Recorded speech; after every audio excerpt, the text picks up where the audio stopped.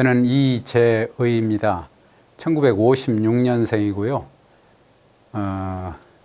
고향은 전남 곡성 오곡면 오질입니다. 그리고 학교는 곡성에서 중학교까지 다녔고요. 그 다음에 광주고등학교, 그리고 전남대 경제학과를 다녔습니다. 그러다 전남대 경제학과를 다니다 5.18을 맞게 돼가지고 잠시 학교를 쉬었다가 다시 복학해서 1986년도에 졸업을 했습니다. 제가 그 민주화운동과 인연을 맺게 된 것은 제가 고등학교 다닐 때 제 위에 형님이 이평의라고 있었는데, 그분이 1973년도에 함성지 사건에 연루가 돼가지고 저하고 자취 생활을 같이 하고 있었는데 갑자기 연행이 돼갔었죠. 저는 그때 무슨 일인지 전혀 몰랐었는데 나중에 보니까 그런 시국 사건에 연루가 돼서 구속이 됐고 재판을 받게 됐죠. 그래서 제가 고등학교 3학년 때 그 일이 벌어져서 사실은 고등학교 3학년 내내 그 재판에 왔다 갔다 하고 그러다 보니까 공부에 집중하기도 어려웠었고, 그런 것이 인연이 돼가지고 그 함성지 사건에 관련됐던 이강, 김남주, 김정길, 김용래, 이종호, 이황 뭐 이런 분들하고 함성지 사건 끝나고 나서 자주 놀러도 오고, 그러니까 그분들하고 자주 만날 기회가 있었고, 그분들의 생각이 뭐 틀린 것은 아니었는데 이 시대가 그렇게 어려운 시대구나 하는 이제 그런 느낌을 굉장히 민감했던 시절이잖아요. 그래서 제가 이제 그 관심을 갖고 그랬었는데, 그래서 그것 때문에 재수를 했어요. 바로 시험을 봐가지고 합격을 할 수 있을 정도로 공부를 할 수가 없어가지고, 그래서 이제 그 다음에 전남대로 이렇게 방향을 바꿔서 전남대 경제학과를 가게 됐었는데, 제가 이제 전남대학교 들어갔을 때가 1975년도에 입학을 했죠. 1년 쉬어서 75년도에 입학을 했는데, 이 74년도에 민청학년 사건이 발생을 해가지고 굉장히 세상이 떠들썩했었죠. 굉장히 울분도 느끼고 그러지만은 당시 나로서는 뭐 어떻게 할 방법도 없었던 것이고, 더구나 74년도 3년도에 그 함성지 사건 때문에 재판을 받는 과정에 제가 계속 참석을 하면서 사회에 대한 인식도 상당히 비판적인 인식도 있었고 그랬는데, 74년도에 또 민청학년 사건이 그렇게 벌어진 것을 보고 울분도 느끼고 그랬지만은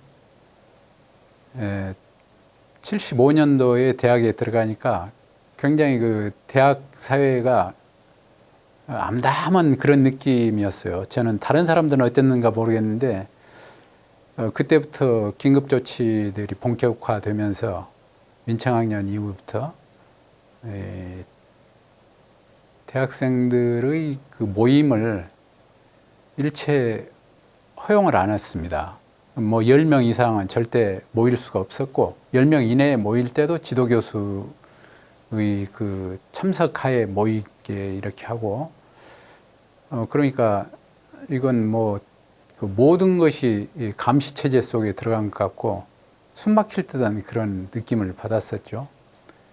그래서 이제 학교를 그냥 착실하게 다니려고 했었는데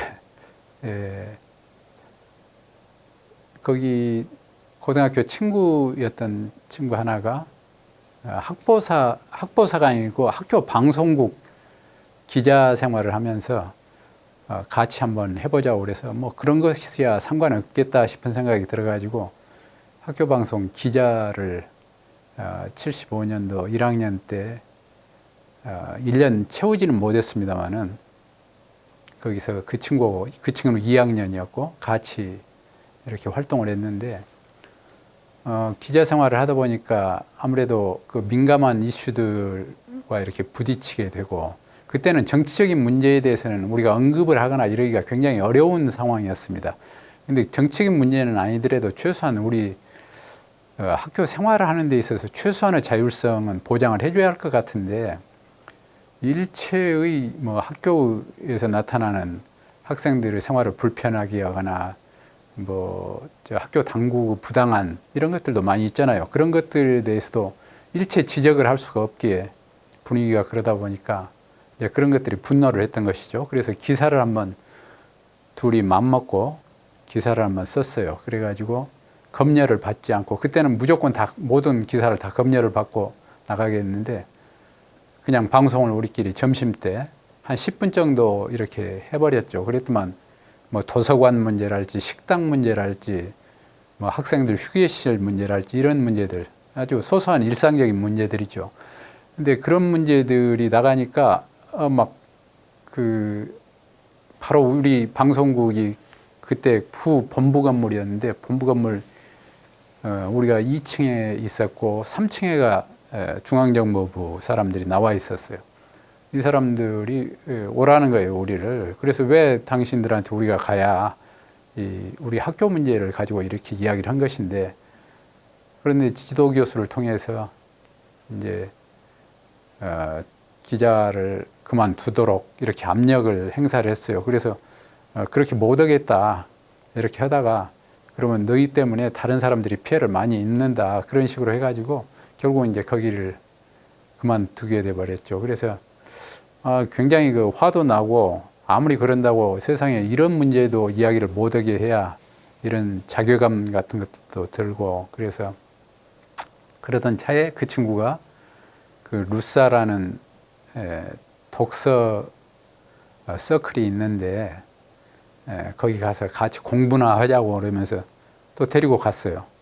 거기 이제 가서 공부를 책 읽고 그런 것이니까 그런 줄만 알고 갔었죠. 그런데 거기 가니까 뭐 상황이 워낙에 어려우니까 그 회원들도 한 19명 있었던 것 같은데 다들 모임이 잘 안 되더라고요. 그 모임 자체가.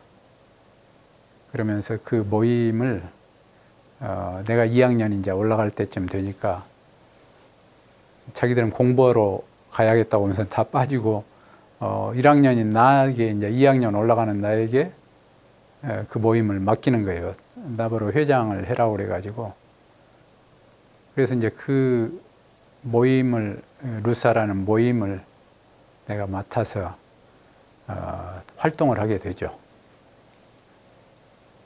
그러면서 이제 새로 들어온 신입생들을 열심히 모집을 했습니다. 한 30-40명 정도. 그리고 처음부터 학생들 자원이 좀 우수해야 공부하고 그런 데 관심을 갖는 이런 사람들을 해야 모임도 잘 되겠다 싶어가지고 각 단과대학에서 1등, 2등, 3등 안에 입학 성적이 된 사람들 명단을 뽑아가지고 그 사람들을 집중적으로 접촉을 했어요. 그래가지고 많은 사람들이 그 모임에 들어왔습니다. 그래서 처음에는 한 40-50명 정도를 76년도에 그 모임을 만들어서 그러다 보니까 그걸 활성화시키기 위해서 내가 학교를 다니는 게 아니고 거의 이 서클을 지금으로 이야기하면 동아리죠. 서클을 다니다시피 거의 매일 뭐 밤낮 없이 그 프로그램 짜고 그 서클 내에서 또 소모임을 만들고 또 발표, 주제 발표할 사람들 또 뭐 회보 만들고 뭐 이런 활동으로 굉장히 바쁘게 76년도 한 해를 보냈습니다. 그러다 보니까 한 1년 정도 지나니까 그 모임이 좀 꽤 활성화가 됐습니다. 그런데 이제 그 모임은 루사라는 모임은 내가 들어오기 전에 1년 전에 만들어졌었는데 그때 나중에 이야기를 들어보니까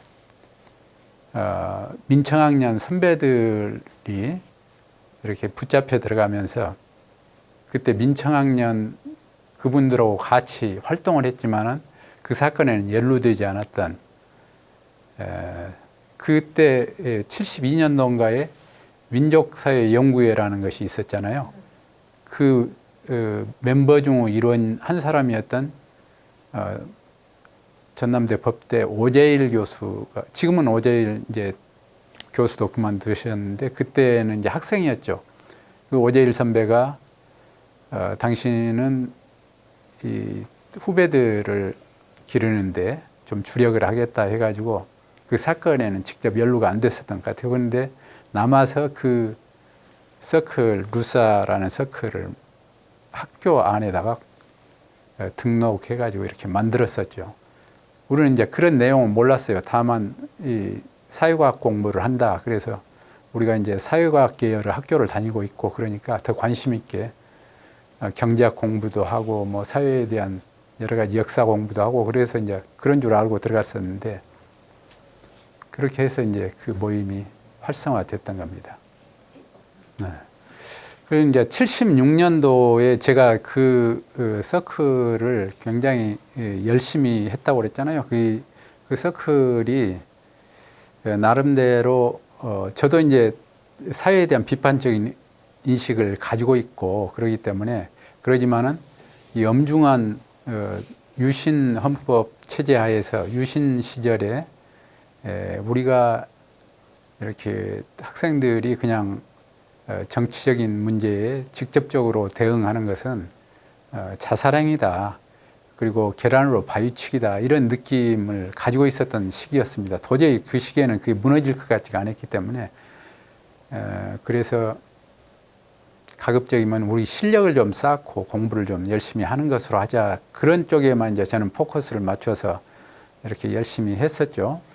그러다 보니까 우선은 저부터 공부를 열심히 했어야 돼요. 그래서 책도 많이 읽고 틈나는 대로 이제 1학년들을 대상으로 지도도 하고 그랬는데 제가 이제 하면서 버거운 거예요. 이걸 혼자 해나가기가 아는 지식도 짧고 그래서 주변에 도움을 좀 받을 수 있는 사람들이 없을까 이렇게 생각을 해보면서 당연히 당시에 이제 제가 이 대학 들어오기 전부터 친분이 있었던 뭐 김남주 선배나 이강 선배 그리고 김정일 이런 분들은 굉장히 자주 우리 집에를 왔었거든요. 그리고 여러 가지 이야기들도 많이 하고 그러니까 굉장히 지식도 많고 사회에 대한 깊은 통찰을 가지고 있고 제 느낌으로는 그때 그랬습니다. 그래서 한번 이분들을 한번 찾아가 봐야겠다. 그래서 이제 김정일 선배를 한번 만났더만 거기를 한번 놀러 오라고 그러는 거예요. 친구들이랑 같이 놀러 오라고 그래서 그래서 이제 우리 이 서클에 모임을 같이 했던 친구들이 뭐 조양원 그때 당시에는 1학년으로 그 박기순이라고 나중에 들불약을 했던 윤상원 열사하고 영혼 결혼했던 그 사람이 있죠. 그 학생이 우리 서클에 들어와 있었어요. 그래서 박기순 또 박기순 친구 뭐 한 7, 8명 정도가 토요일 오후 정도에 별 일이 없을 때 조용할 때 거기를 찾아가게 됐어요. 근데 굉장히 그 길이 멀어가지고 당시 박림동 5번 버스 종점이었을 겁니다. 거기에서 내려가지고 거기를 걸어가는데 너무 막 그 멀었던 기억밖에 없어요. 그리고 이 밭두렁, 논두렁보다는 밭이 많았었죠. 그리고 산길을 그 밑에를 꼬불꼬불 계속 지금 생각하니까 그렇게 먼 거리는 아니었었는데 그때는 한나절까지는 못 돼도 한 2-3시간 걸어간 것 같은 그런 느낌이었어요. 굉장히 멀었다는 느낌이 있고 가니까 뭐 저수지도 있고 또 산으로 이렇게 올라가니까 무슨 제각이 있어가지고 그 제각에 가니까 뭐 다른 사람들은 그때는 별로 없었습니다. 그래서 이제 김정일 선배가 굉장히 반갑게 맞아주고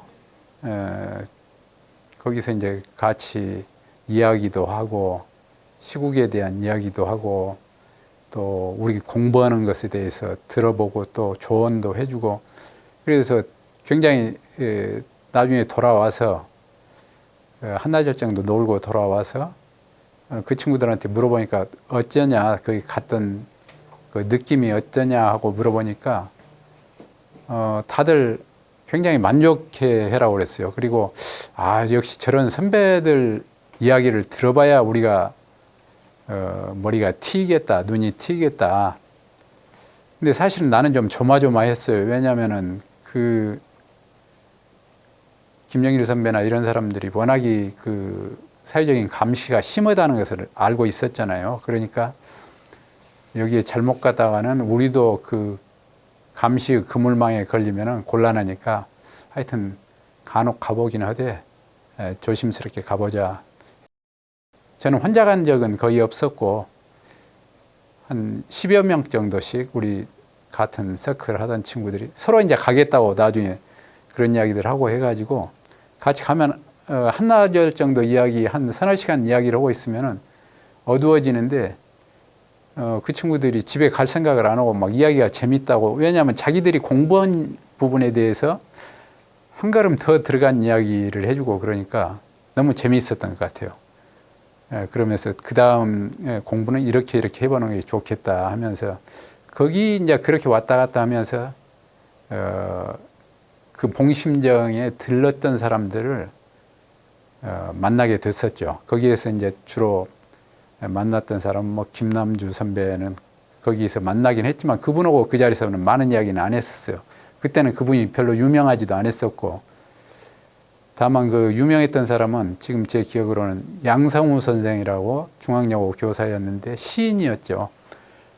그분이 겨울공화국이라는 시를 그때 써가지고 시국 그 필화 사건으로 굉장히 유명해졌습니다. 근데 그분을 보니까 거기 와 있더라고요. 그래 인사를 시키는데 같이 인사도 하고 또 박세정 선배라고 그분은 그 인상이 굉장히 운동을 하고 그래서 그런가 하여튼 좀 기인 같은 그런 느낌을 받았어요.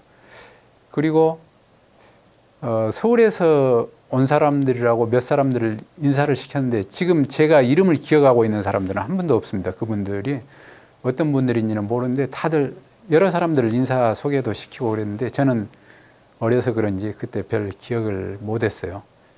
그리고 뭐 그런 식으로 해서 우리는 봉심정 간다고 그러면은 뭔가 지식을 한 단계 업그레이드 시키는 이런 느낌을 항상 가졌었죠. 그리고 뭔가 그 저수지 같은 느낌이었어요. 말하자면 지식의 저수지 같은 거기에서부터 샘물이 이렇게 솟아나는 거기 갔다 오면은 우리가 완전히 그 다른 학생들하고 이야기를 해도 한 단계 더 높아져 있는 것 같은 이야기의 수준이 좀 달라진 것 같은 그런 느낌들을 받고 그러니까 공부에 또 관심이 많고 그런 친구들이라 책 읽고 그러는 데서 거기를 다들 즐겨 갔었죠. 이제 그 중에 대표적이었던 분 중에 하나는 분은 박성무 선생, 그때 당시에도 그분 댁에도 상하방에 또 한 19명을 몰고 가니 오지겠겠어요. 그 좁은 방에 그냥 한 19명이 앉아가지고 그래도 그분은 찾아온다고 좋아가지고 예쁘라고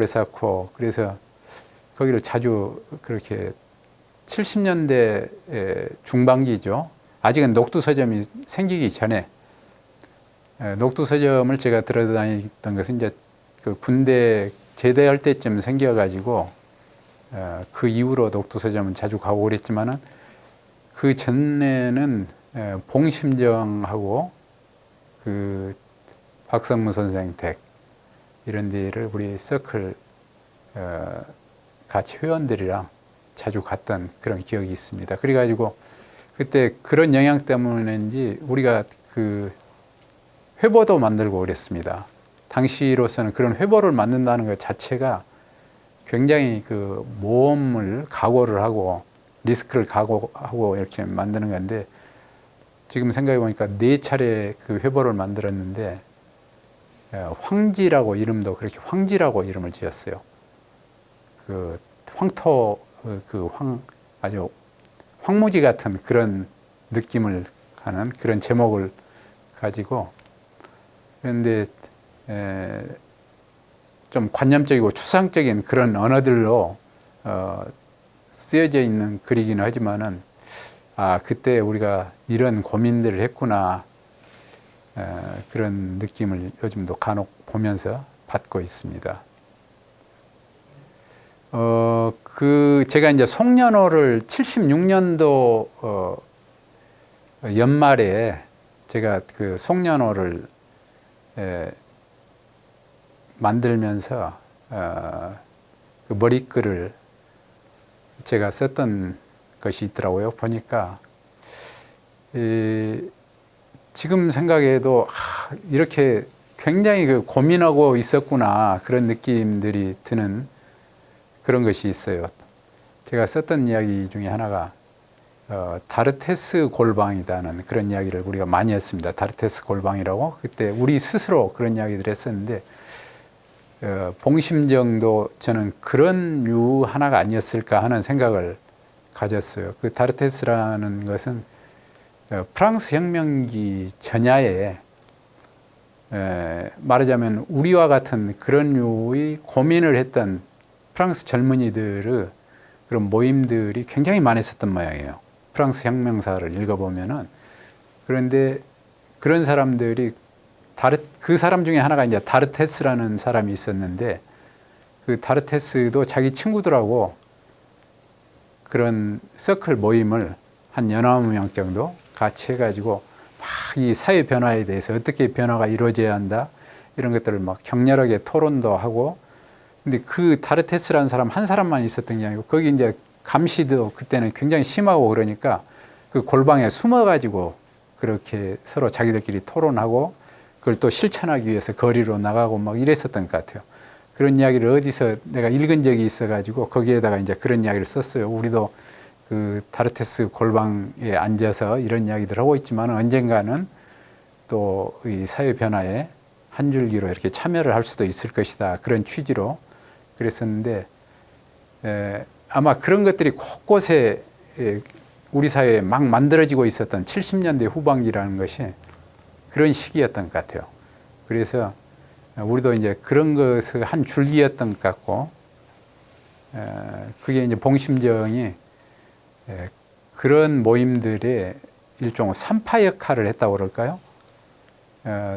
우리 그 루사라는 서클이 학교에 만들어져 있긴 했지만 우리가 이렇게 거기를 자주 찾아다님으로써 자양분을 제공한 것이라고 볼 수가 있죠.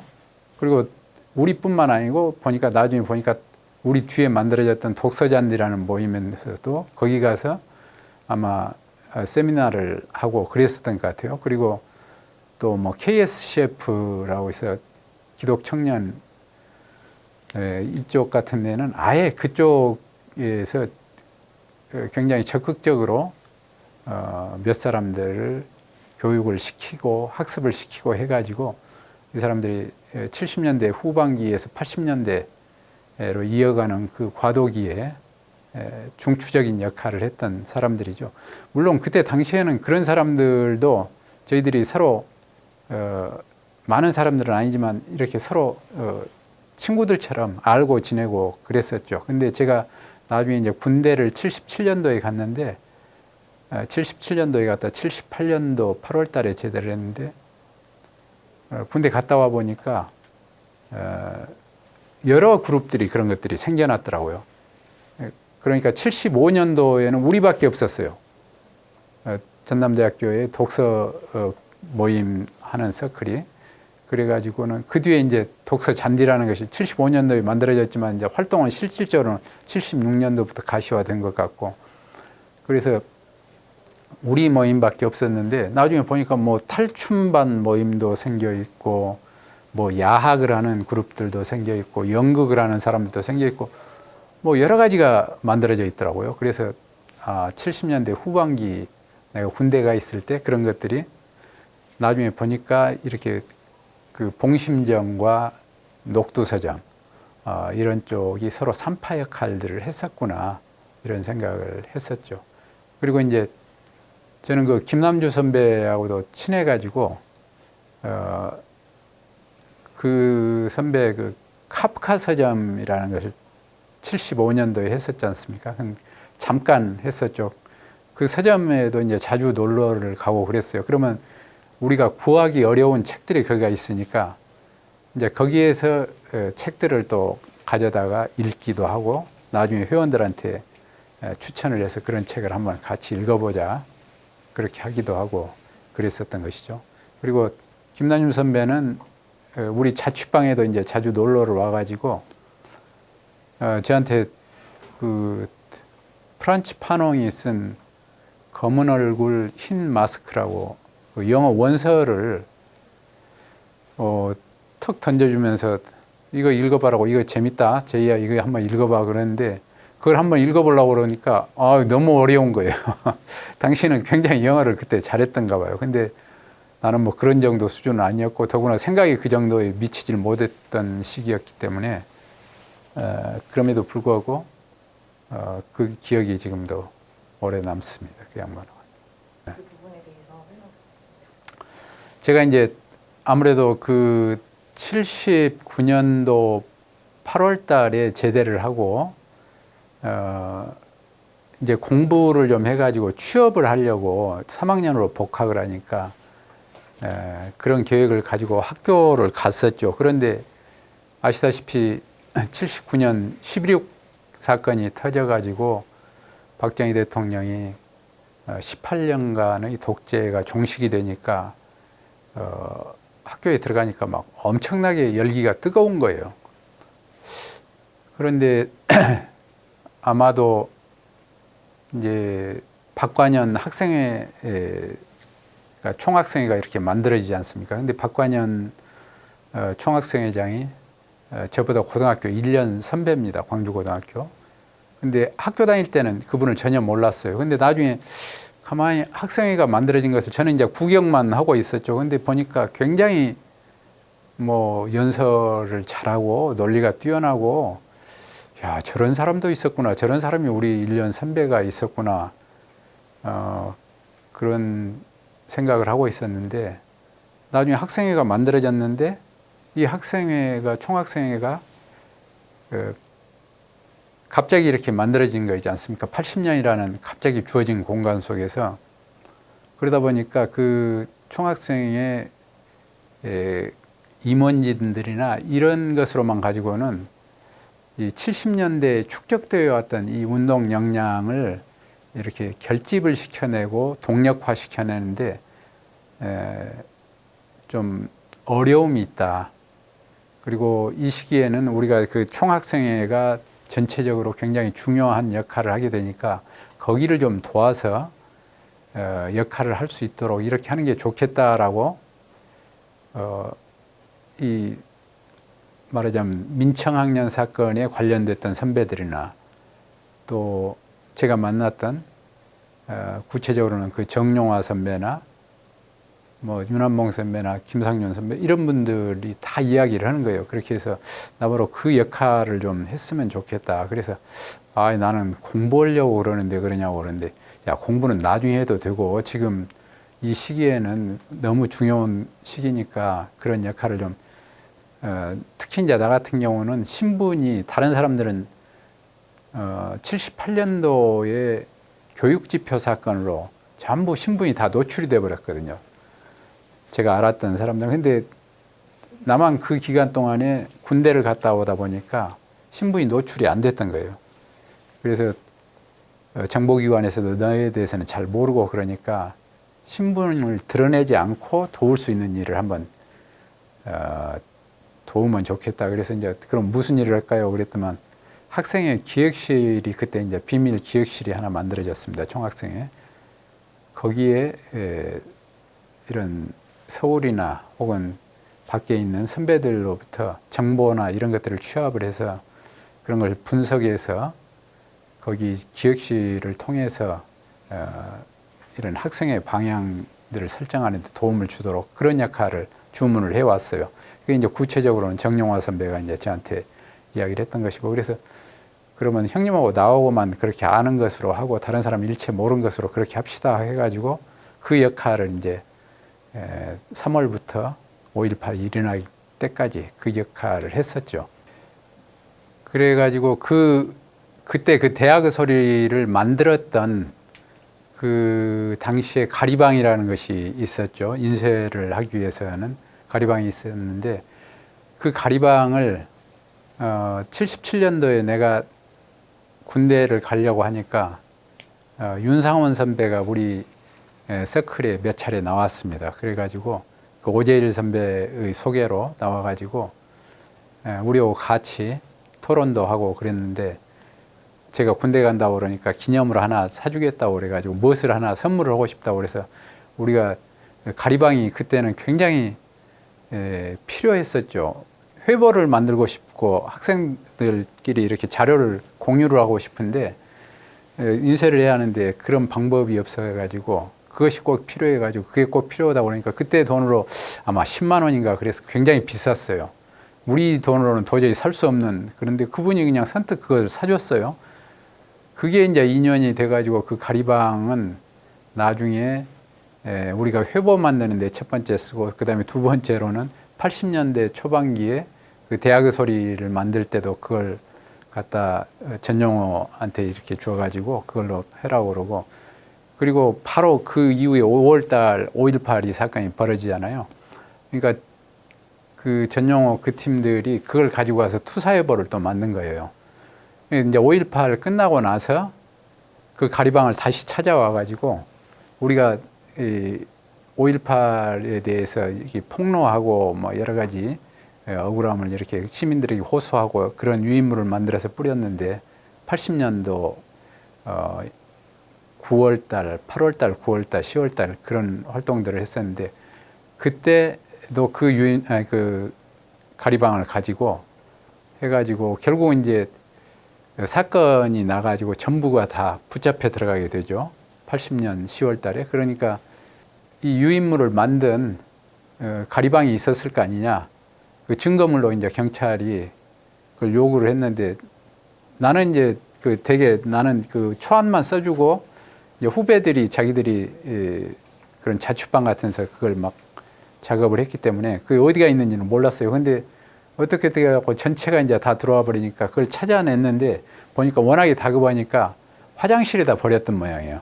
경찰들이 찾으러 오니까. 그런데 이 경찰이 그 화장실을 다 퍼내고 그놈을 또 다시 찾아 나왔어요. 그래가지고 나한테 너희들이 이렇게 우리를 고생시킨다고 하면서 그런 이야기를 하면서 웃은 적이 있었는데 증거물로 이제 채택을 했었던 것이죠.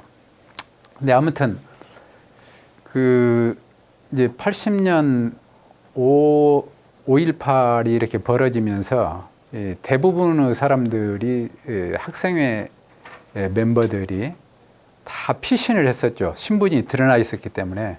그런데 저는 신분이 이제 노출이 되지 않았던 유일한 사람이어가지고 그 현장에 남아 있으면서 상황을 지켜보고 또 같이 참여를 하고 그랬던 겁니다. 그래서 첫날부터 이제 쭉 같이 학생 시위에 동참을 하고 그래서 23일까지 광주에 있으면서 계속 당시 갑자기 그런 일이 벌어지니까 어마어마한 일이 벌어진 것이죠. 그러니까 주로 우리가 정보 교환을 했던 장소가 녹두서점이었습니다. 거의 매일 아침에 녹두서점에 가보면은 아는 사람들이 그래도 너댓 명씩 있고 또 교수님들도 거기 와 있고 그래서 송기숙 교수나 뭐 이석연 교수 뭐 이런 분들이 명록은 교수나 이런 분들을 이제 거기 가면 만나서 어떻게 하면 좋겠냐고 이제 같이 그때 뭐 김상윤 선배나 이런 분들은 잡혀가 버리고 또 선배들이 전부 다 사라져 버린 거예요. 말하자면은 아까 이강, 김남주, 김정길 이런 분들은 난민전 사건이라고 그래서 79년도 하반기에 전부 다 체포돼 들어가 버렸고 그리고 이제 남아있던 몇 사람들도 갑자기 이런 일을 당하니까 예비검속으로 붙잡혀 들어갔달지 또 피신을 했달지 아무도 없는 거예요. 사람들이 우리끼리만 이제 남아서 녹두서점을 중심으로 해서 왔다 갔다 하면서 서로 정보 교환을 하고 그랬었던 것이죠. 그러다가 22일 날 계엄군이 21일 날 다 물러났지 않습니까? 그러고 나서 22일 날 아침에 녹두서점에서 몇 사람이 모여가지고 도청의 상황실을 우리 쪽에서 좀 들어가야 한다. 이 운동권 사람들이. 그래가지고 이제 거기 있던 한 너댓 명이, 저를 포함해서 너댓 명이 거기를 들어갔습니다. 들어가서 제가 이제 그날 하루 종일 상황실에 앉아 있었던 것이죠.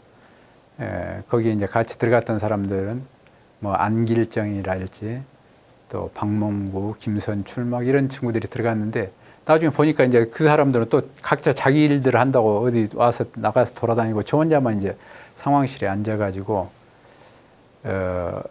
여러 가지 그 상황을 체크를 하고 점검을 하고 이런 일들을 했었는데 그때 그날 오후에 그 상황실에 앉아 있는데 외신 기자 한 사람이 인터뷰를 하겠다고 이렇게 들어왔어요. 취재를 한다고.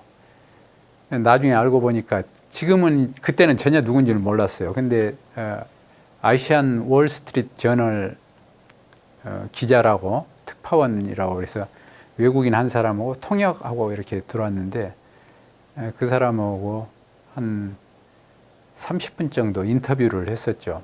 근데 그 사람이 물어본 건 아주 심플했어요. 자기가 병원 같은 데는 이미 돌아다니면서 피해자 상황들을 이렇게 사망자나 부상자들 상황을 보고 왔다고 하면서 도대체 이런 일이 왜 벌어졌다고 생각하는가. 그리고 앞으로 학생들이 지금 여기에 들어와 있는데 이 상황을 학생들이 어떻게 풀어나가려고 생각을 하는가. 이런 딱 두 가지 이야기를 물어보더라고요. 집중적으로. 그래서 이게 우리가 이렇게 벌리려고 벌린 문제가 아니고 갑자기 군인들이 와가지고 이런 어마어마한 학살을 자행한 것이다. 우리도 가만히 있을 수는 없지 않느냐. 가만히 앉아서 죽을 수는 없으니까 저항을 한 것이고 이건 도저히 있을 수가 없는 그런 일이 벌어진 것이다. 이제 그런 취지의 이야기들을 했던 기억이 있고, 그 다음에 이제 앞으로 어떻게 할 것이냐. 그래서 이건 우리가 그 요구했던 민주화에 대한 요구를 말살했던 이런 과정이기 때문에 우리는 끝까지 투쟁해서 민주화를 달성하도록 노력을 하겠다. 이런 취지로 이야기를 했었죠. 근데 한 30분 이야기하고 이분은 이제 그때 가버리고 나도 그 뒤에 그 하룻밤 이제 그 도청에서 자고 그 다음 날은 도청에서 나왔습니다. 그런데 그 뒤에 오랫동안 내 기억 속에 이 사람이 머릿속에 남아 있었어요. 근데 우연찮게 87년도에 아니 1997년도에 그러니까 17년 후죠. 17년 후에 내가 그 특파원 리포트라는 책을 편집을 하게 됐어요. 그때 이제 그 책을 편집을 하게 된 것은 당시 5.18을 취재해 왔던 내 외신 기자들, 국내 기자들이나 해외에서 온 기자들이 굉장히 많았었지 않습니까? 근데 이 사람들이 5.18을 어떻게 바라봤는가 하는 당시의 자기들이 취재하면서 느꼈던 그런 취재기를 써달라는 이런 취지로 글을 전부 다 모았었죠. 시민연대 모임이라는 모임에서 그런 일을 했는데 제가 이제 그 실무 책임을 그걸 맡아가지고 책을 편집을 하는데 워낙 시간도 바쁘고 일거리도 많고 그래서 나는 주로 외신 기자들을 집중적으로 하고 국내 기자는 저 김성 선배라고 이제 그분이 맡아서 하고 그래서 외신 기자들을 이렇게 한 7, 8명 이렇게 쭉 컨택을 해가지고 원고들을 다 써주더라고요. 그 원고를. 근데 놀랐던 것은 그 원고가 혹시 이 사람들이 5.18을 어떻게 그때 취재를 하면서 느끼고 바라보고 있었을까에 대해서 말하자면은 전두환의 그 군부 움직임에 대해서 우호적인 시각을 갖는 사람도 있을 수 있잖아요. 그래서 혹시 그런 시각을 보여준다면 우리가 참 편집하기 좀 난감할 것 같다 그랬는데 의외로 글을 받아보니까 전부 그 굉장히 비판적이었어요. 당시에도 그렇게 비판적인 시각을 갖고 있었더만. 그래서 그런 편집을 하는데 그때 그 사람을 꼭 제가 찾아보고 싶었어요. 아시안 월스트리트 저널. 근데 이상하게 우리 쪽이 컨택이 안 됐는데 그 책을 마감시키려는 순간에 거기가 컨택이 됐어요. 그래서 미국에 있다고 누가 알려져 와서 제가 이제 전화를 했습니다. 그때 전화를 해가지고 이야기를 하니까 이분이 나하고 당신하고 인터뷰를 한 것 같은데 80년 5월 22일 날 17년 전인데 혹시 기억하느냐고 그러니까 자기가 그 도청 안에를 들어간 기억은 있는데 누구 그렇게 했는지는 잘 기억이 없다는 거예요. 그러면서 자기가 당시 취재 노트가 있으니까 잠깐만 기다려봐라고 하면서 전화를 끊더만 한 10분 뒤에 다시 전화가 왔어요. 근데 보니까 자기 취재 노트에 기록이 되어 있더라는 거예요. 그날 3시부터 3시 반까지 내가 그때는 이름을 이야기를 안 했었거든요. 그 학생 대표라고 하는 사람하고 상황실에서 그렇게 인터뷰를 했던 내용이 기록이 되어 있다고 하면서 내가 그 사람이라고 그러니까 너무 반가워가지고 이분이 바로 비행기를 타고 그 다음 주일에 온 거예요. 나는 이제 굉장히 미안했어요. 왜 그러냐면은 그때 당시 우리가 원고가 다 마감이 돼가지고 당신 글을 실을 수가 없다. 한번 글을 써주겠냐니까 당연히 쓰겠다고 그러는데 뭐 그 자기 글 거기 안 들어가도 좋으니까 나를 한번 꼭 보고 싶다고 그래가지고 왔었죠. 나중에 이제 그때 이제 우리가 행사를 기획을 했었거든요. 그 특파원 리포트 발간 기념회를 이렇게 했었는데 그때 와가지고 이분이 굉장히 반가워라고 그래서 신양파크 호텔에서 저거 이제 굉장히 그 여러 가지 회포도 풀고 이야기를 하면서 보니까 그날 사진을 몽땅 가지고 왔어요. 그래서 필름을 그래서 무슨 필름이냐니까 자기가 그때 찍은 필름이라는 겁니다. 그래서 이렇게 보니까 그동안에 우리가 못 봤던 필름들이 좋은 것이 굉장히 많고 그 중에 하나 유별나게 눈에 띄던 것이 그 도청에서 윤상원 열사 사망한 그 불에 끌린 그런 사진 있잖아요. 지금은 이제 많이 알려졌는데 당시로서는 저도 그걸 처음 봤어요. 굉장히 충격적이었습니다. 그래서 이걸 좀 내가 다른 것은 놔두고 이 사진 한 칸만 좀 쓰고 싶은데 어쩌냐.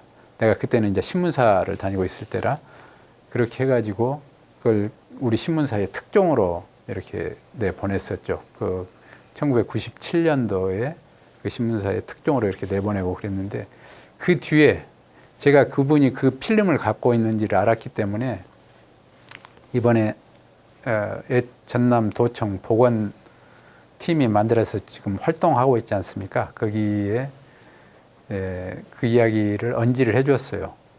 그 사람이 좋은 아시안 월스트리트 저널에 좋은 필름들이 많이 찍은 것이 있으니까 한번 이야기를 해가지고 여기서 전시회로 하면 좋겠다 그랬더만 그걸 해가지고 작년에 크게 노만서프 전시 사진 전시회를 했었죠. 그걸 이제 인수하는 과정도 여러 가지 좀 복잡하고 그랬었는데 제가 이제 다리를 놓아가지고 그런 인연들이 있었습니다. 저는 이제 쭉 그동안에 활동해왔던 것 자체가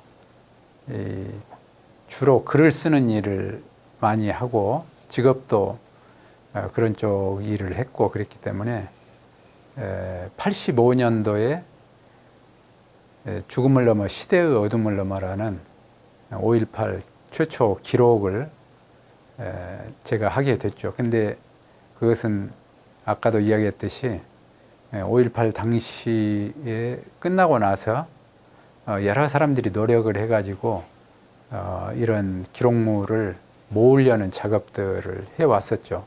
대표적으로 정용화, 조봉훈, 김상집, 또 전용호, 뭐 한 10여 명 정도가 그런 일을 많이 했는데 그중에 이제 대표적으로 방금 그런 분들이 했습니다. 그런데 당시에 전남 민주주의 청년 협의회라고 전청협이라는 것이 있었는데 제가 거기에 같이 활동을 하고 있었는데 그때 전청협 의장이 정상용 전 국회의원이었고 그때 당시는 국회의원이 아니었었죠.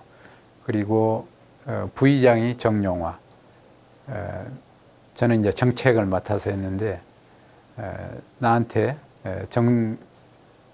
정상용 그 의장이 굉장히 중요한 일을 하나 해달라 하면서 그 책을 써달라고 5.18 기록을 써달라고 이렇게 요청을 했습니다. 그래서 그때로서는 쉽지가 않은 일이었죠. 이거 뭐 딱 감옥 가는 일인데 또 그럼에도 불구하고 당시 5.18에서 제가 중간에 이렇게 빠져나왔던 것에 대한 어떤 자책감 또 특히 윤상원 선배 같은 경우는 저하고는 굉장히 친하게 지냈던 사람인데 그런 최후를 겪었던 이런 것들에 대한 어떤 부채의식 같은 것들이 있어가지고 그걸 한번 해보겠다 해서 그 책을 쓰게 됐던 겁니다.